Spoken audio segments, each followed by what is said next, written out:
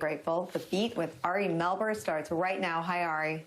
Hi, Nicole. Thank you so much. Welcome to The Beat. I am Ari Melber, and 8 days out, we're seeing this year may not be Florida, but rather scenes like this in what could be a must-win state for Donald Trump, Pennsylvania, where both Biden and Trump are campaigning. Biden suggesting the state can form his blue wall of victory, while Trump argues it's essential to his reelection.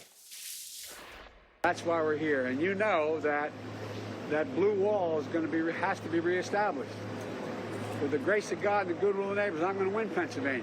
8 days from now, we're going to win the Commonwealth of Pennsylvania, and we are going to win 4 more great years in the White House.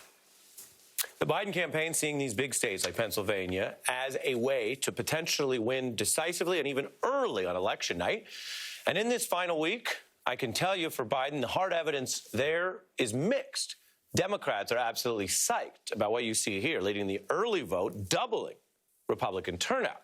Now, if those trends hold, Biden would, of course, win handily. But when you factor in the projected election day turnout, polls show Biden with a narrower lead. It is still smaller right now than what Clinton had at this point last cycle, before going on to lose the state. The Trump campaign strategy has been to try to get past the debates, meanwhile, and make a closing argument about basically anything but the coronavirus, like the economy or the political attacks on Hunter Biden. But that just ran into a wall, the White House reeling from this new COVID outbreak, 5 aides to Vice President Pence testing positive, while writ large, the United States is hitting a new record for daily cases just this weekend. And that has a lot of pressure on the White House, which is just contradicting itself at this point. Donald Trump's top aide saying they cannot control the pandemic, while Trump insists the opposite.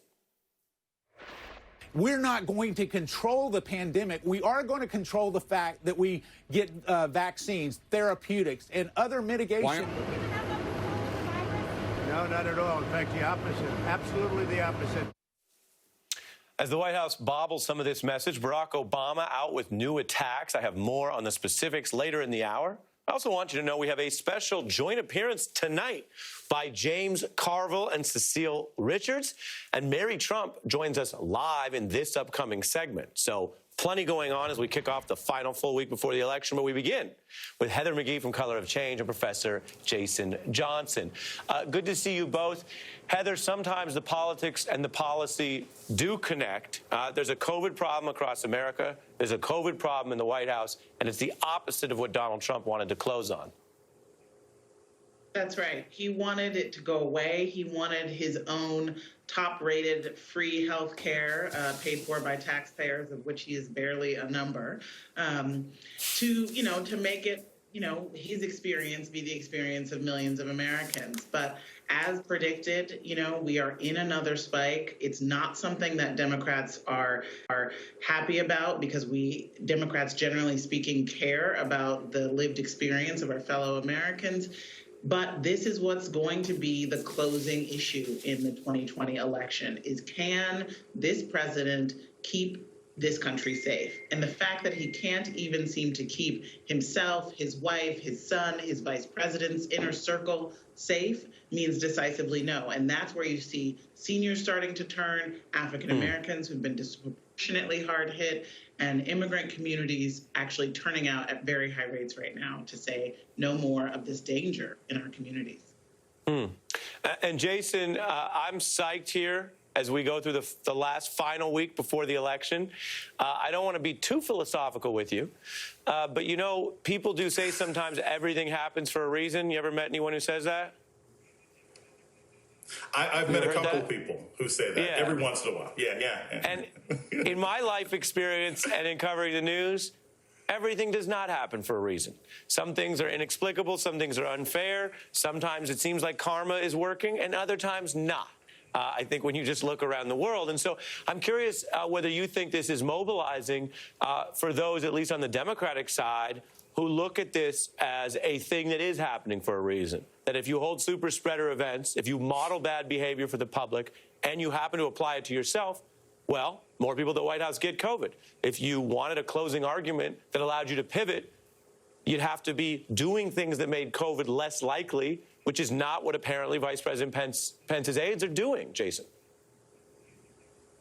Right. Mike Pence is supposed to be the COVID czar, and yet he may have actually been spreading it to his employees, and that doesn't make any sense. It's sort of like, your chief of security keeps getting robbed and people keep hacking into their Twitter account. So that is a bad message for Trump. But here's the bigger thing, Ari. If 8 days, if Joe Biden ends up winning the presidency, we probably won't know in 8 days, it'll be a couple of weeks, it will be singularly responsible. The thing that will be singularly responsible for that is COVID. Prior to COVID, the president of the United States had a good economy, relatively high support amongst his base, but all of that has been lost under COVID. His inability to handle the messaging of COVID, his inability to come up with a plan for COVID, his inability to address the concerns that people have. If you look at key states, what are these states that are tightening up or the states that are moving in Biden's favor? You've seen a spike now in Wisconsin. People care more about COVID in Wisconsin than they do about Kenosha. You see spikes happening in Arizona. Arizona is tightening and leaning towards Biden's favor. The president's inability to come up with a coherent plan and message about COVID is what's driving seniors, African Americans, and several other groups of people in his favor. Are Democrats happy about that? I don't know, but I think if this leads to Donald Trump being out of office, it might be a painful, violent, terrible situation that might have had one positive result. Well, you mentioned what we're seeing in these numbers, and both of you stay, our panel stays. I want to walk through, as we've been doing each night, the hard evidence in an unusual election. We don't know who will win, but we know more and more about who's turning out. A record-breaking 62 million Americans voting early. In some interesting places like Texas, where 7 million people have already voted, which means over a week out, they're on pace to have more people voting early than the entire 2016 race. That would approach the 9 million figure last cycle. Now, sometimes the early vote gets lumped in with what Democrats want because Trump has criticized types of early voting. But note, it's actually Republicans who are leading on this in Texas by about 1 million there. Now, across the entire nation, we're also seeing these surges. But do they reflect overall higher turnout or just earlier turnout? That's a big question if you're trying to see where this goes over the next week. And we have new data on this as well. It shows higher turnout, which Democrats say is good news for Biden. The data is from states, for example, that have already run elections only and exclusively through mail ballots, like Washington State. So this is key. For them, there's actually nothing new right now about pandemic voting. They've always used full mail here recently. And look at the numbers. In Washington, they went from 755,000 early mail votes last cycle to now over 1.7 million. Jason, when you see that double surge in an apples-to-apples place and what is traditionally a blue state, what does that tell you?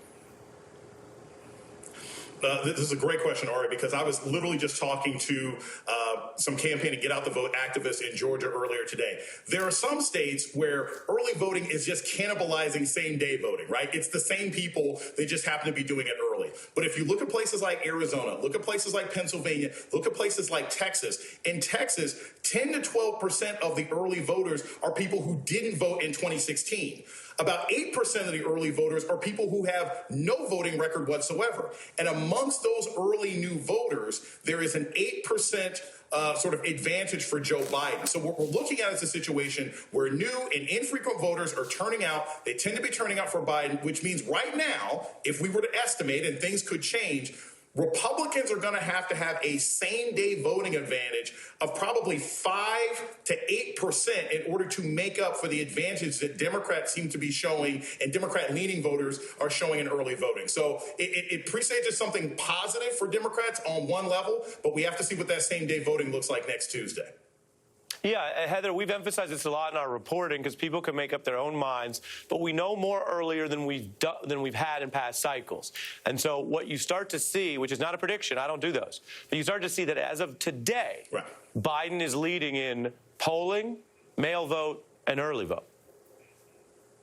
That's right. And I think the narrow lane that is still there, which is the absolute X factor, and obviously I hope this is the last election in what is supposed to be the greatest and oldest democracy on the planet where we have to talk about this, is voter suppression, is poor election administration, is the idea that people will show up to the polls and find their names purged, that we will have to stop counting for some reason because of arcane laws that leave many votes tossed and count. We know that black voters are more likely to have their votes tossed than white voters and more likely to be purged, more likely to have to vote provisional ballots. These are the types of things that should not have a place in a modern democracy, and yet they have been the tip of the spear for the Republican strategy of trying to shrink the electorate and keep holding on to a whiter, older electorate as the country becomes more diverse. Yeah, it's a great point. I want to throw one other thing out at you when we talk about the Trump effect. Because even in very conservative areas, take the New Hampshire union leader. They went out of their way to announce today, this is news, they're making their first Republican turnaway ever. The first time they've ever gone with a Democrat for president. And they say, our choice is Joe Biden. And then they continue to be Republican in other ways, Heather, pushing a Republican Congress. And in their list, among other things, including COVID and what they call Donald Trump's cruelty, they also hit conservative principles that may be forgotten, Heather, like the fact that they're upset that he ran up the deficit. Yeah. Yes, it does seem like the concern on the right wing and in conservative and even moderate parts of our politics with the deficit and the debt just went away as soon as President Barack Obama was no longer the president. That's certainly an issue for conservatives that will absolutely come back as soon as there's another Democrat in the White House. But I also want to note that this is where I think some of the strategy to try to create a big bipartisan opening, to have a big tent, is